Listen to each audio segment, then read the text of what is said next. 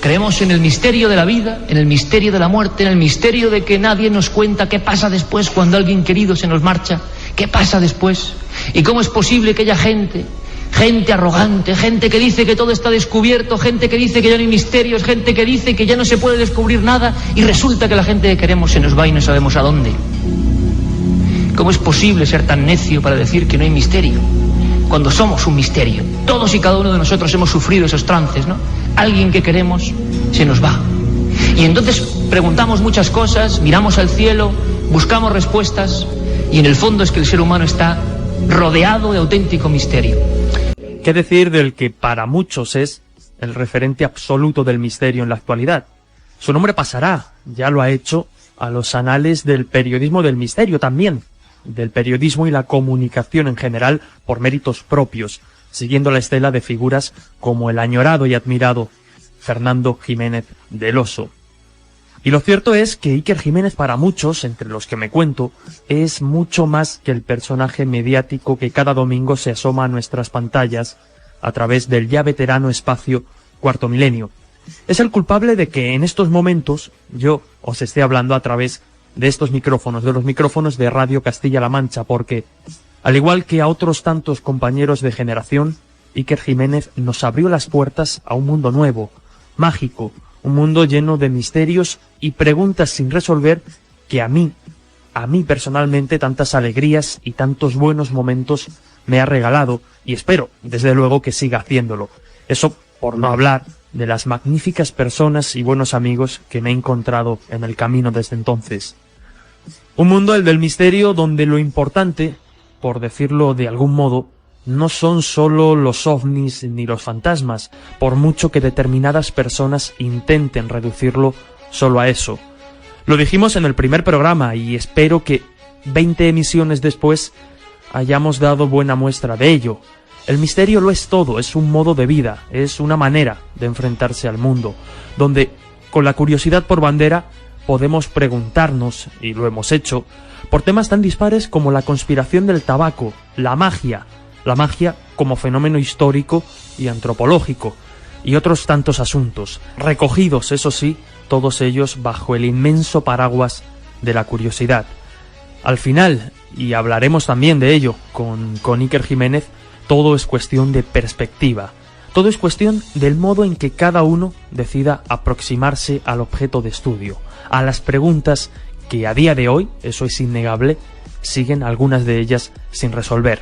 Pero como estoy seguro de que muchos de vosotros estaréis deseando escuchar a Iker Jiménez y a Carmen Porter, vamos a escuchar qué contaron a El Dragón Invisible en un ambiente único, rodeados de algunas de las piezas que hasta el próximo 12 de febrero se exponen en Toledo en la exposición de Cuarto Milenio.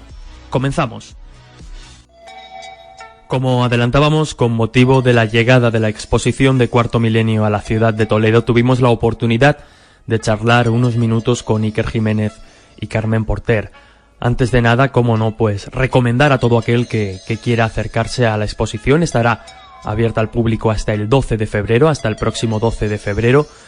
Y desde luego, aparte de contar con piezas inéditas, algunas muy relacionadas con el enigma de los templarios y la propia ciudad de Toledo y Castilla-La Mancha, pues lo cierto es que, como digo, viene avalada por un éxito enorme. Más de 200.000 visitantes han podido disfrutar ya de sus piezas, de esas recreaciones que dan vida al programa Cuarto Milenio, al programa televisivo Cuarto Milenio. Y no solo eso, sino que además en Toledo, con la exposición, con la llegada de la exposición a Toledo, pues en cierto modo, ya lo adelantaba Iker Jiménez, se cierra un poco el círculo, porque en su día se le propuso hacer una exposición permanente precisamente de piezas insólitas, de piezas misteriosas en la ciudad de Toledo.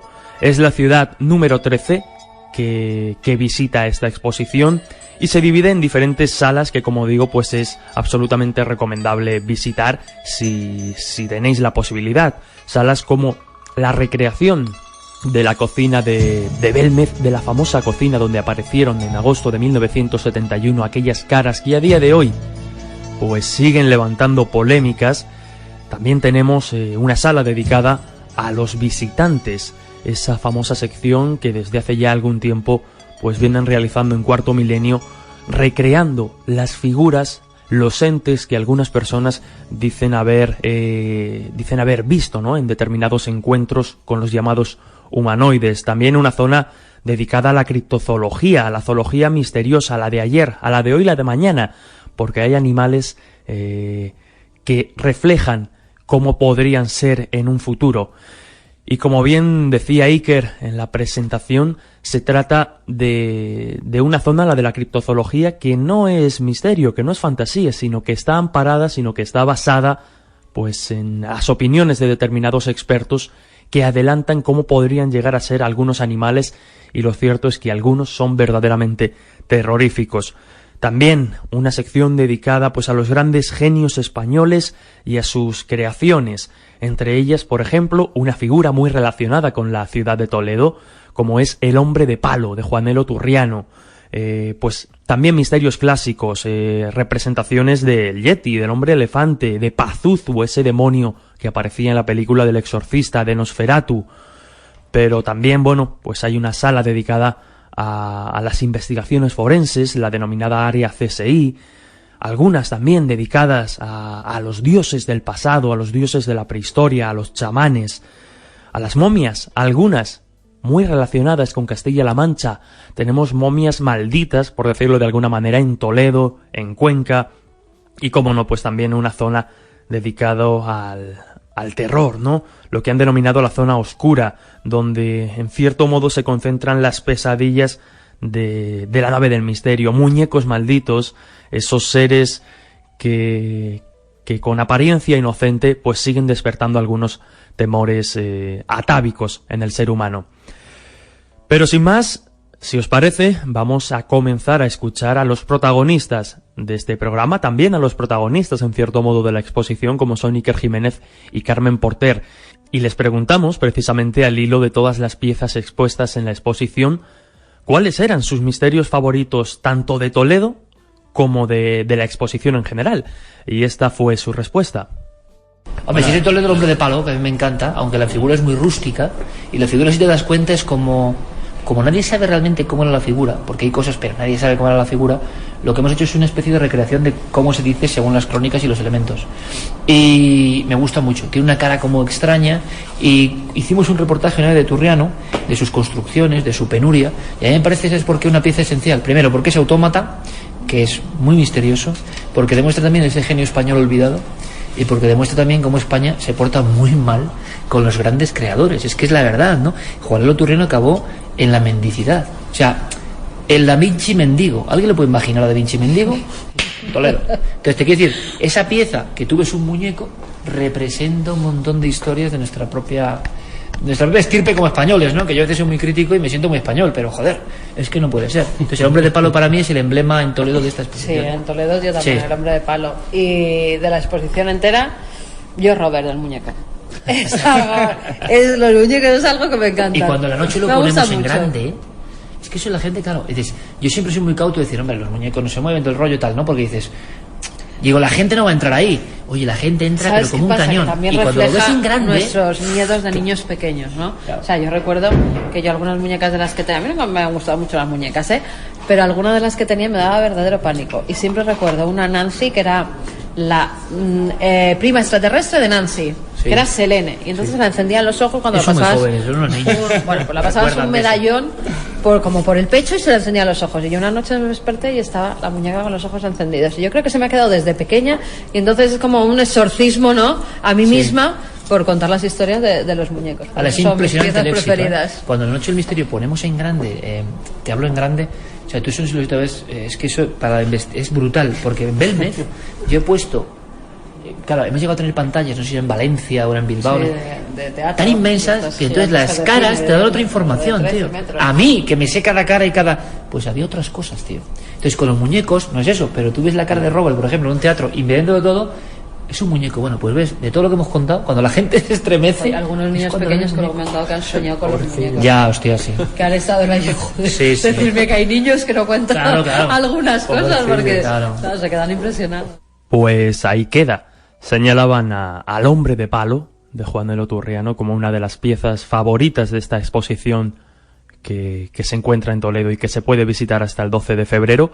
Y también señalaba Carmen Porter, a esos muñecos, algunos con una historia terrible detrás y que desde luego, pues a pesar de ese aspecto inocente, entre comillas, porque algunos desde luego no lo tienen, pues consiguen levantar, consiguen despertar en nosotros un terror irracional.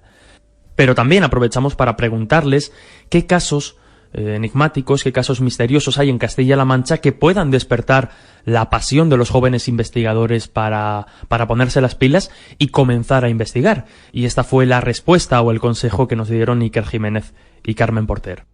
Yo no sería un caso concreto, yo sería la ilusión del propio investigador, estudiante, ¿no? En justamente en Toledo, con todos los archivos que tenéis, que se meta a bucear en esos archivos, que nosotros nos hemos pateado bibliotecas antiguas, archivos, y sacas historias fascinantes que estaban olvidadas en un legajo. Esto de Internet está muy bien, pero no todo está en Internet, ni puedes hacer todas las cosas sentado en un silloncito. Ayer nos trajo Luis el proceso inquisitorial de Ana María García Lovera, la dominadora de los lobos, y era brutal, ¿no? Sí.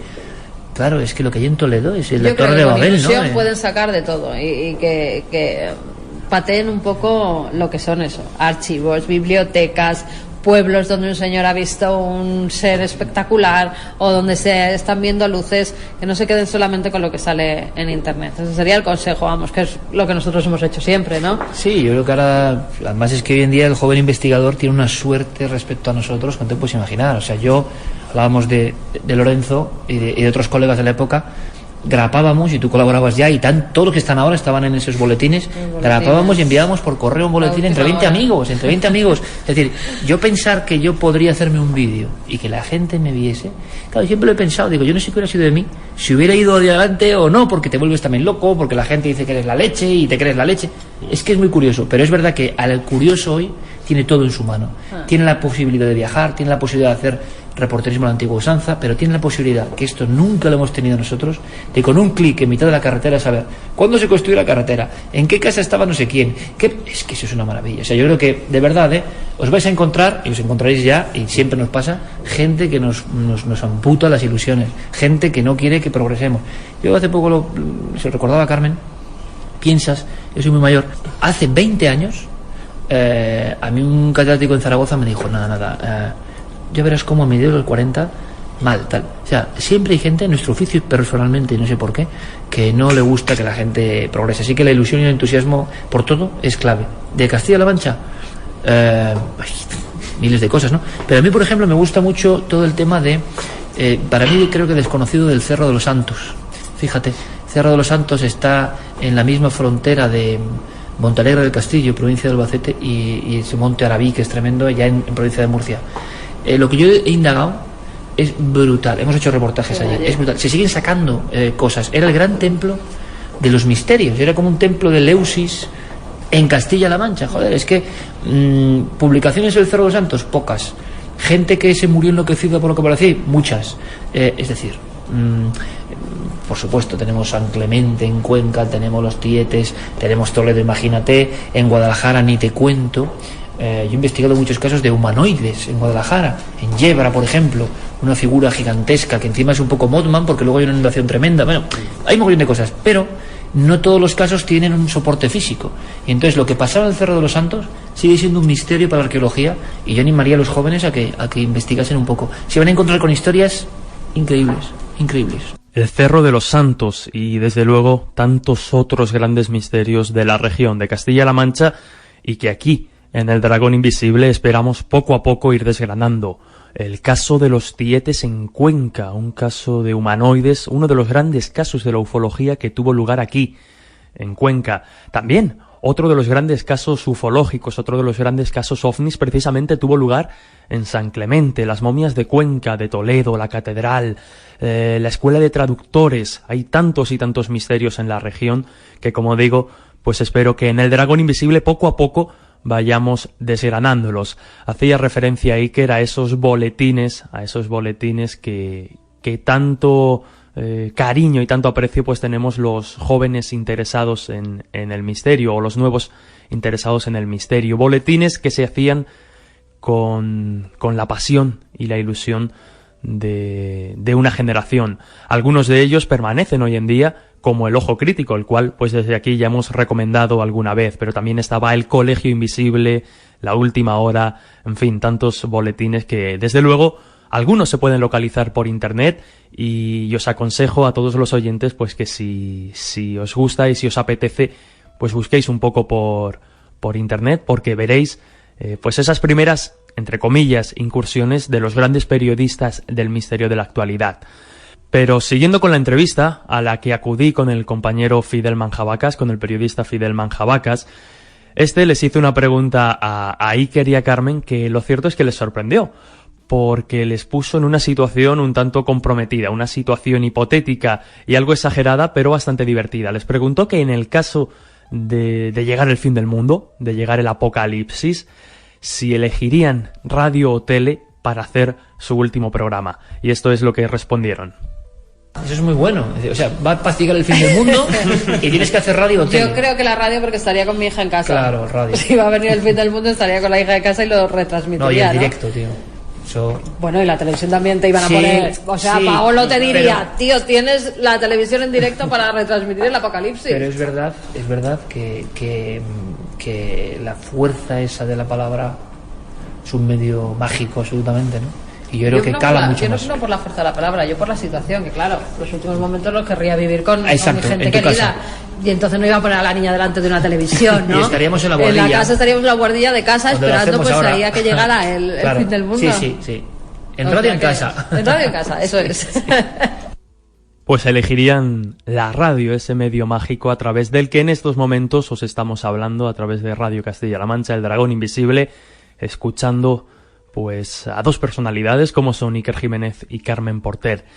Les preguntamos porque a lo largo de los años, a lo largo de las diferentes exposiciones que, como decía, ya llevan 13 ciudades, ahora en Toledo hasta el 12 de febrero, pues han hecho hincapié, han insistido mucho, no solo en que la exposición no es algo para pasar miedo, sino que Cuarto Milenio no es un programa para el miedo. En alguna entrevista, lo decía también Iker a lo largo de la visita guiada a la exposición, decían que él no quiere considerarse un embajador del miedo, sino un embajador del asombro. Y le preguntamos precisamente por esta perspectiva y sobre la selección de temas que gustan más o que gustan menos al público a la hora de preparar un programa como Cuarto Milenio. Y esto es lo que respondía. Hombre, ¿qué pasa? Aquí hay un dilema tremendo que yo, Jesús, no he logrado saber. Llevo 12 años todos los domingos en la tele y no he logrado saber muy bien lo que quiere el público. No lo he logrado saber muy bien. Por tanto, nunca hay que hacer lo que quiere el público. O sea, es decir, de verdad, la filosofía es hacer lo que a ti te interese de verdad. Te puedes equivocar o no, pero es que nadie tiene la llave mágica. Nos ha pasado, Carmen lo sabe, cuando tocamos temas del demonio, por ejemplo, la audiencia se desploma inmediatamente. Sí, pero inmediatamente que la curva hace así. Y tú dices, no es muy normal, porque estamos muy lejos ya de creer en el demonio en general.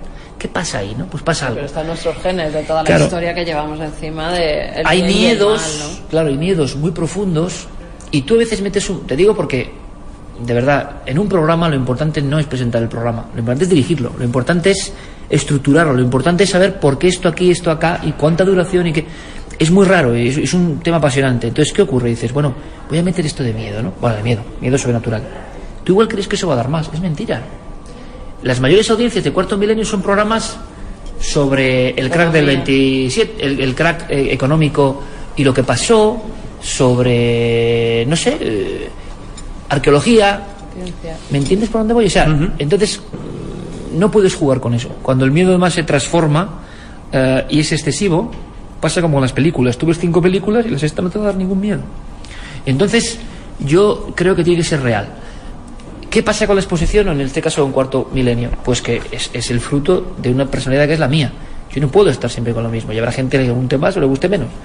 Pero yo como ser humano curioso, en proceso permanente de más curiosidad, tengo que ampliar mi abanico. No lo hago para llenar más programas. Y la gente puede decir, es que esto no es misterio. Joder, pues si no es misterio es que no te lo has preguntado bien. Entonces yo creo que todo es un misterio. Y esta exposición es muy curioso, ¿eh? La gente sale con una sensación buena, sí. Una sensación de reconfortarse con el entusiasmo por saber. Y al final es eso. A ver, yo no soy embajador del miedo, ni quiero. Por alguna pieza que lea, claro. Se ponen a investigar. O sea, incluso nos han Porque ahí llegado se puede. a dar datos de, oye, no teníais un dato en la exposición que me he puesto a investigar. Lo decía Iker, quizás si a veces no logramos encontrar el misterio, el asombro en determinado tema, en determinada cuestión, quizás sea porque no nos lo hayamos preguntado del todo bien. Y es que a veces es fundamental el enfoque, la perspectiva con la que nos enfrentemos a determinado asunto. A lo largo de esa exposición, ahora en Toledo, hasta el 12 de febrero, pues veremos diferentes piezas que uno puede preguntarse, ¿pero qué demonios pinta esta pieza en esta exposición? Si es una pieza arqueológica, ¿qué tiene de misterio? Pues a veces, como digo, todo es cuestión de perspectiva y todo es cuestión de cómo nos enfrentemos al asunto y de qué preguntas nos hagamos en torno a ese asunto. Bueno, yo creo que la perspectiva es todo, ¿no?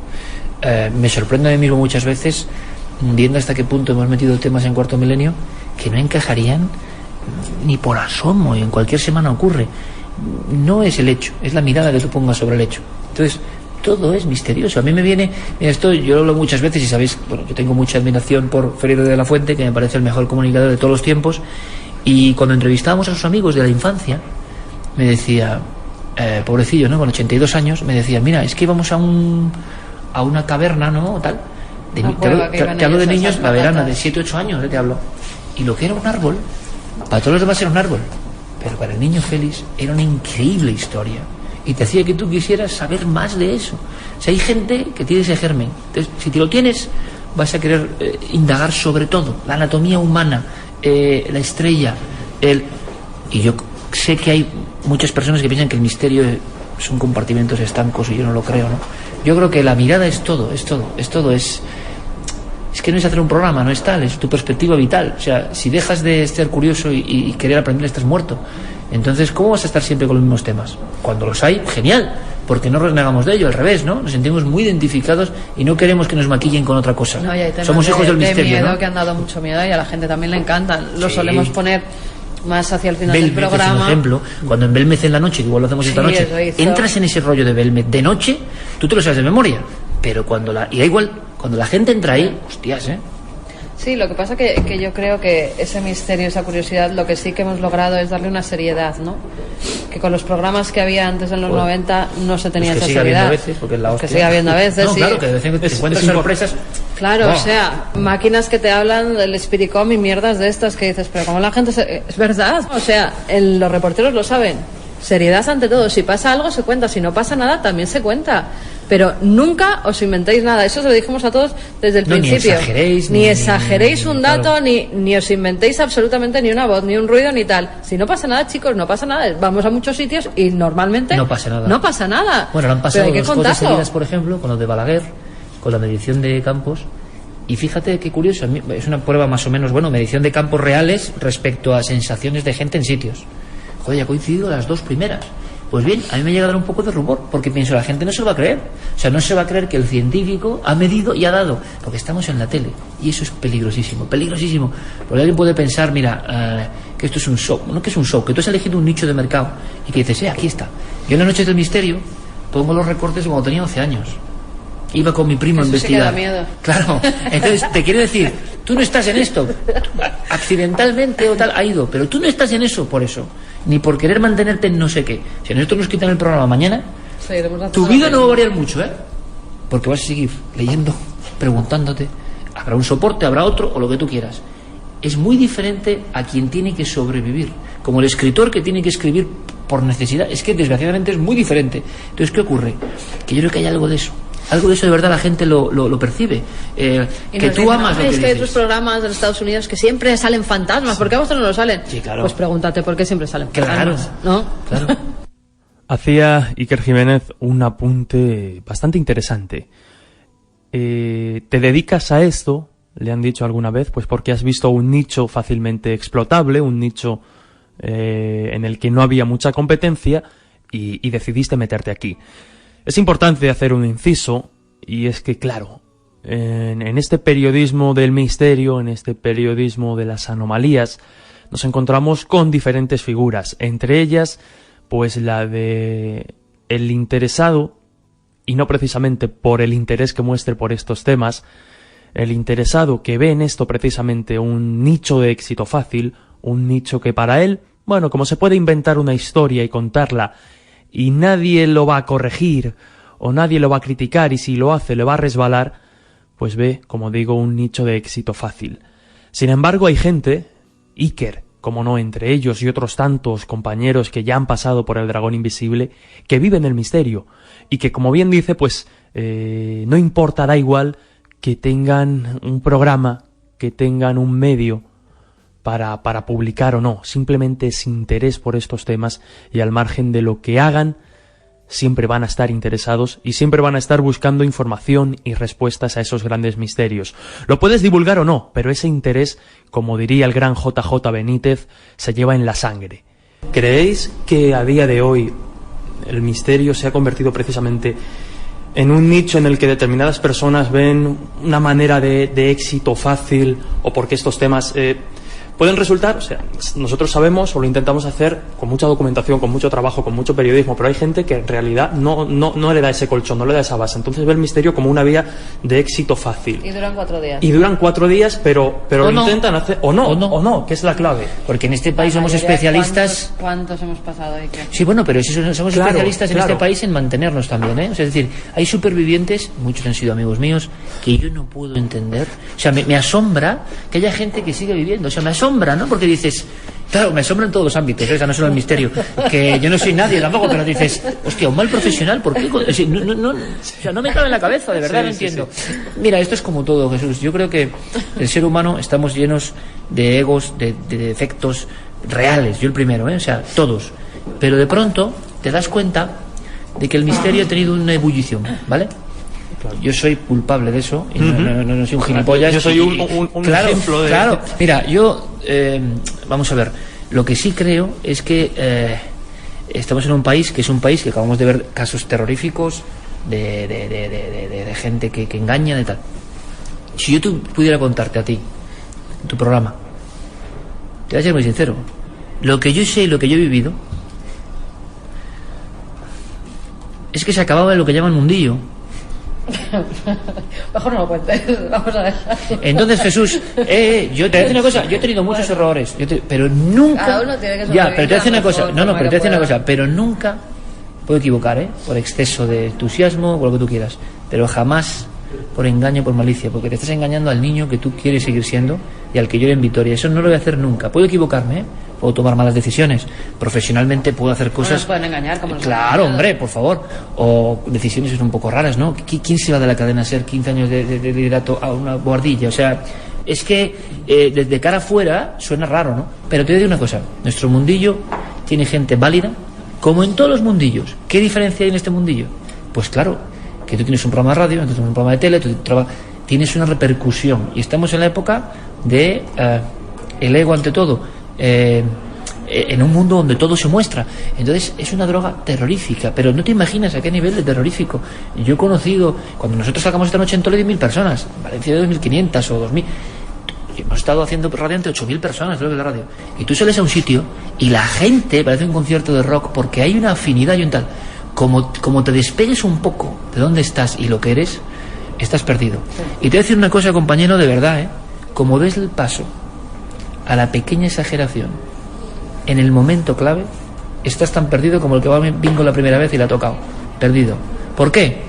Porque entonces ya justificarás eso porque te ha hecho más audiencia. Si tú haces un tema y...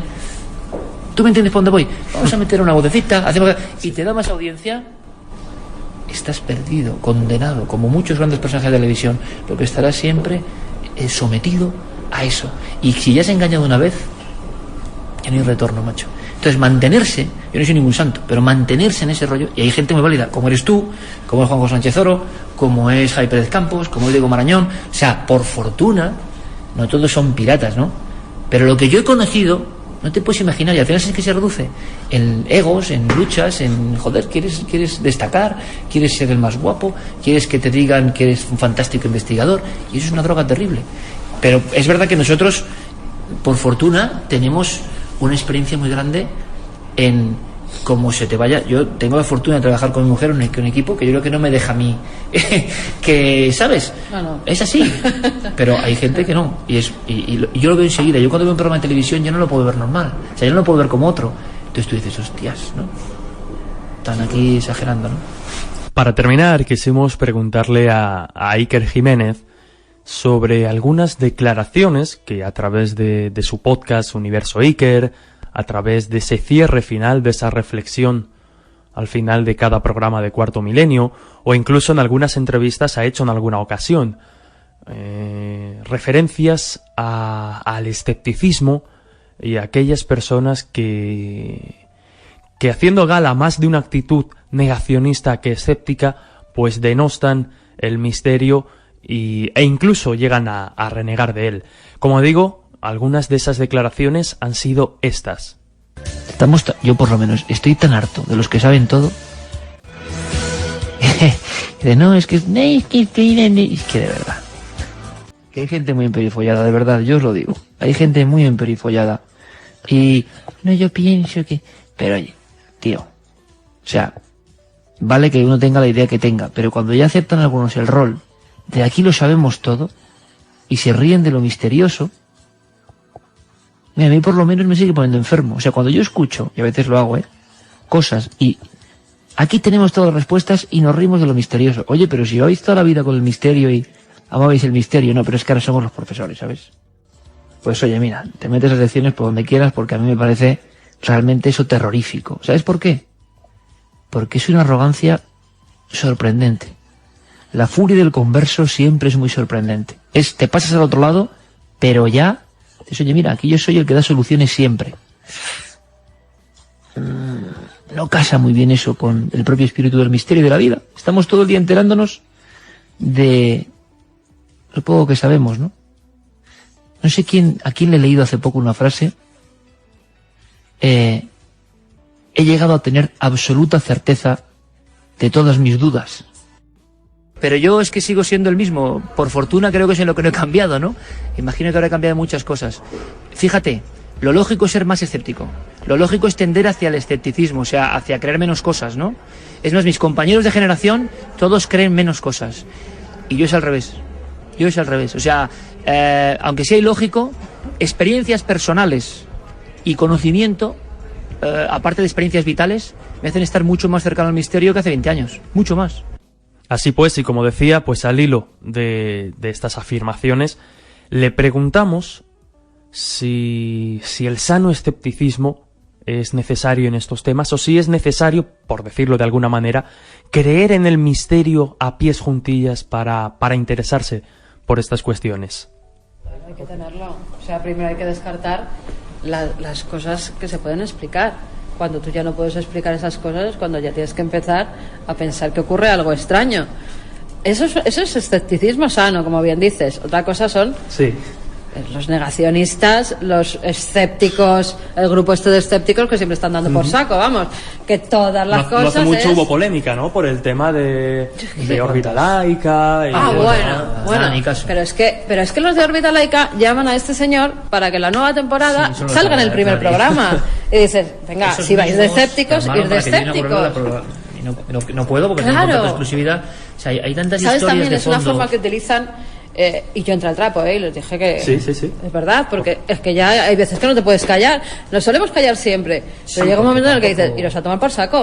O sea, no podéis estar siempre tirando de nosotros el crear polémicas para, utilizando el nombre de Iker Jiménez, dar audiencia y luego que estemos callados. Oye, no, chicos, si queréis hacer vuestro programa, que os dure lo que os dure, que vaya muy bien, pero no intentéis sacar provecho de nosotros cuando, ya te digo, es que la nueva generación esa de órbita laica llamó a Iker para el primer programa. Yo creo que le dieron un toque también, pero bueno, en general, sí, le dieron un toque en la tele 12 años aprendes mucho a bandear, ¿no? Y dentro de ese mundillo que yo te contaba, que es muy ecléctico, muy grande, no ha habido personaje tan venerado por la gente normal y criticado por el mundillo, ¿comprendes? Entonces tú tienes que, saber que no te afecte especialmente, pues si no estás muerto también, ¿eh? O sea, en este mundo del ego, en cuanto te hacen daño, como de verdad hagan daño, estás perdido, porque nadie va a querer siempre adorarte, ¿no? Ni mucho menos. Pero yo creo que el escepticismo sano es bueno. Yo te diré que a mí me ha pasado un fenómeno muy curioso, muy curioso, y es que, no siendo yo, creo, tonto tampoco, o sea, sé cuándo hay que ser escéptico y cuándo no.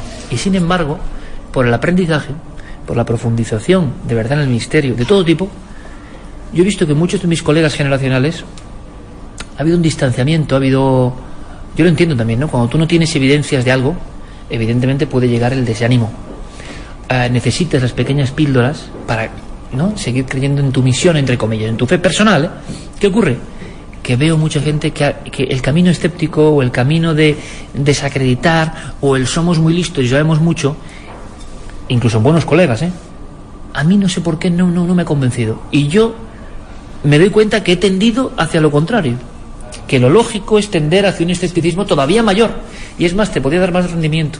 Tú podrías ser alguien que tuvieses una pátina de bueno, yo, como mucha gente que dice, ¿no?, que luego te enteras de gente, yo que sé, que ha estado en el programa, que es fan, y de cara a la galería, no, bueno, yo no soy como Cuarto Milenio, porque pues yo cada vez estoy más orgulloso del misterio genuino, de los clásicos, de hacerme una serie sobre humanoides, pero ¿por qué voy yo a desnaturalizar mi origen y mi raíz? ¿Pero qué es esto?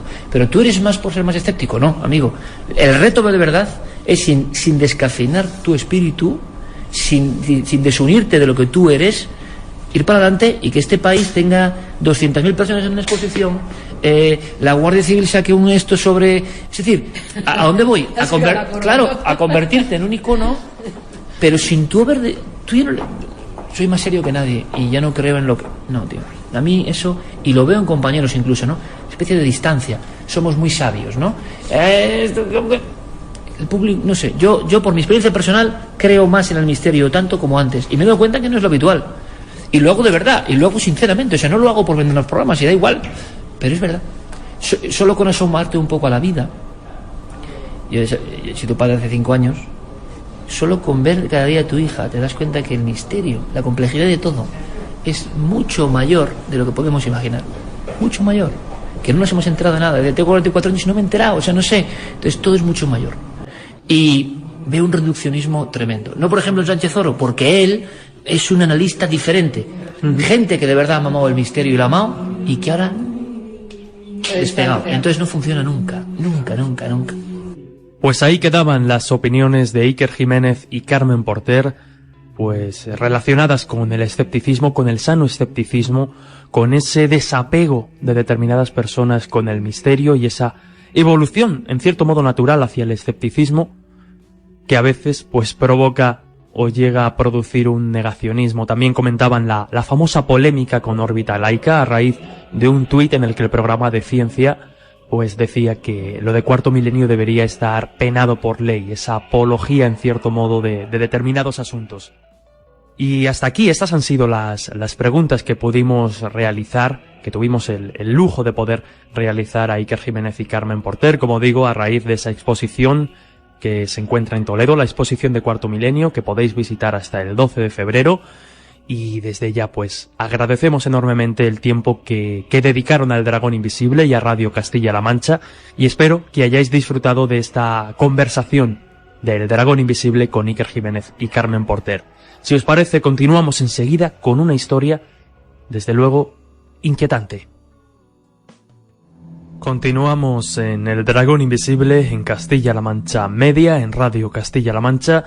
Y después de la conversación que mantuvimos con Iker Jiménez y Carmen Porter, vamos a contar una de esas historias en la que los protagonistas sois vosotros, personas normales que en un momento determinado se enfrentan a una situación que no comprenden. Como hicimos en el programa de Casas Encantadas con el periodista David Cuevas, autor de Dossier de lo Insólito, y el doctor en psicología Óscar Iborra, no vamos a entrar a valorar si lo que pasó en aquel hogar hace ya bastantes años en la provincia de Albacete, concretamente en la misma ciudad de Albacete, pudo ser algo paranormal o no, algo con explicación o no. Desde luego nos faltan muchos elementos para poder juzgar qué pasó en aquella casa, donde un niño de 3 años, de apenas 3 años, fue el protagonista, junto con sus padres, de unos extraños fenómenos. Al parecer, y según cuentan los propios testigos a los que vamos a escuchar, la situación se desencadena cuando el niño pequeño, al que llamaremos Iván, pues no podía comer, comía y todo lo que comía lo vomitaba. Después de varias visitas al médico, a su médico de cabecera, no encontraban una solución certera que solucionara, valga la redundancia, aquella situación. Y evidentemente, ante aquello, pues los padres estaban desesperados. Bueno, pues yo me acuerdo, yo me iba a trabajar desesperado, porque es que era, digo, joder, le habíamos llevado urgencias al médico, tal, el que no tiene nada, y venga a llorar, no se pone a llorar de una, miraba al techo, a un rincón, y empezaba a llorar, coño, yo miraba al techo y a veces chillaba yo y decía, me cago en la puta, digo, ¿quién hay ahí? Joder, digo, lo que hay ahí, vete de aquí, vete a la mierda, deja a mi hijo. Porque es que digo, coño, es que no es normal. Claro, que cuando no encuentras una explicación lógica ya te aferras y dices es que joder, un día y otro día y no comía y ya vas a los médicos, yo ya riñaba con los médicos, me faltaba cogerles del pecho y decir, vamos a ver, ¿cómo que no tiene nada? Que esto no es normal. Y él cogía, se levantaba en la cuna y en la cuna se ponía a mirar a un rincón, acojonado, ¿sabes? Y venga a llorar, y digo, joder, es que no es normal. No es normal, esa es la conclusión a la que, pues de una forma desesperada, llegaron los padres de este niño, que ahora pues tiene 24 o 25 años, y que por aquel entonces no era capaz de consumir nada sin vomitarlo. Lo cierto es que, bueno, el padre, al que llamaremos Luis, no creía en absoluto en nada paranormal. Le recomendaron ir a médiums, hacer limpiezas espirituales en casa, y todo eso le parecía una completa y absoluta tontería. A día de hoy incluso se lo sigue pareciendo. No obstante, como digo, y ante la desesperación y ante la falta de una respuesta certera de los médicos, pues decidieron acudir a una mujer que decía hacer limpiezas en casa. Insisto, todo esto con la reticencia de no creer en absoluto en nada de esto. Sin embargo, cuando se hace esa limpieza, comienzan a suceder determinados fenómenos en la casa. Entonces que teníamos que hacer una limpieza para expulsar ese espíritu y desengancharlo de él para que lo dejase en paz. Yo todo eso me sonaba a chino y a tonterías. Me levanto una mañana para ir a trabajar. Me hago el desayuno, estaba entrando en la cocina, me voy al salón que estaba al lado y oigo el cajón donde están los cubiertos, como si coges el cajón y lo agitas en el aire y empiezas clac, pero una exageración. Mira, a mí se me sale el corazón, voy corriendo a la cocina, miro, el cajón estaba cerrado, abro el cajón y estaban todos los cubiertos en su sitio. No había pasado nada. Vale, me cagué, digo, madre mía, hasta eso es un ruido pero exagerado, o sea, como una maraca gigante. Madre mía, pues qué ha pasado, no sé qué. Llego un día, lo mismo, a la misma hora, llego, me hago el desayuno, me voy otra vez al salón y oigo caerse todos los cacharros que había en la despensa, que había puesto yo en una estantería, porque habíamos comprado una batería de cocina y cogí toda la repisa esa, la cogí, la reforcé, le puse unas escuadras, puse la madera nueva, ¿vale? Y todo eso ahí te podías acostar, que eso no se caía. Bueno, pues estaba la repisa en su sitio, pero todos los cacharros estaban en el suelo. O sea, toda la batería estaba colocada así por orden, de mayor a pequeño. ¿Y habíais empezado el proceso de limpieza? Yo creo que habíamos empezado la historia esta. Y todo eso, como si coges con una mano y empiezas a tirarlo al suelo, empezó a caer, se armó el escándalo padre, pero no lo oyó nadie en la casa.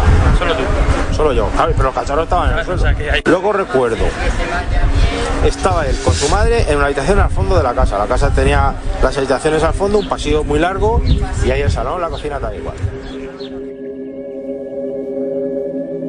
Curioso, en el caso de que solo Luis, el padre del niño, escuchara estos ruidos, podríamos pensar en su gestión. De hecho, no es nada que podamos descartar así como así, ni mucho menos. Sin embargo, nos encontramos ya con un fenómeno físico, un fenómeno que además deja una marca que a día de hoy permanece en el piso donde sucedieron aquellos extraños fenómenos. Un cenicero bastante pesado que se desplaza haciendo una curva, podríamos decir casi que imposible, y dejando una marca en la puerta. Todo esto, como digo, a raíz de esa enfermedad que no conseguían catalogar en el niño.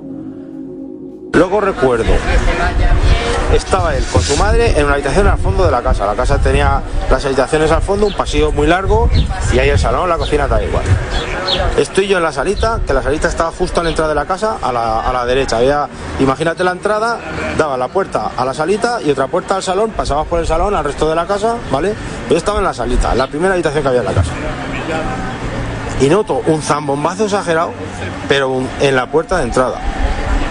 Y yo tenía unos ceniceros de bronce en la mesa, en una mesa que había en el salón, que era justo, abría la puerta de entrada y te encontrabas en la entrada, en la parte derecha de la salita, una puerta enfrente que daba al salón, una mesa que había de salón, cruzabas por el salón y ya te metías al pasillo, ¿vale? Bueno, pues ahí estaba la mesa y había 6 ceniceros de bronce. Y uno de los ceniceros, el del pico, el que más cercano, ese no estaba. Y estaba en el suelo dando vueltas.